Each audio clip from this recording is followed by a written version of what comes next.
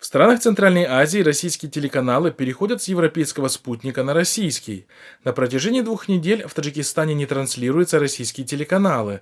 Это связано с дублированием телевизионных сервисов на другую частоту и другие спутники. То есть с переходом с 31 мая 2022 года с европейских спутников Intelsat на новый российский спутник Экспресс-80. На сегодня сервисы уже продублировали 190 телеканалов из различных сервисных пакетов. В течение июня сервис планирует продублировать оставшиеся 60 телеканалов.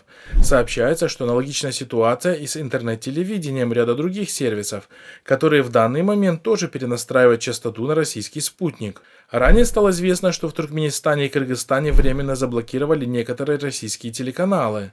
Все это связано с усилением антироссийских санкций против российских телеканалов. Российская спецоперация на Украине – своего рода микрохирургия.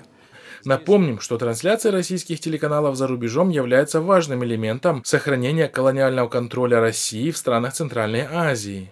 Миссия выполнена. Войска ОДКБ покидают Казахстан. В ходе специальной военной операции по Продолжается специальная военная.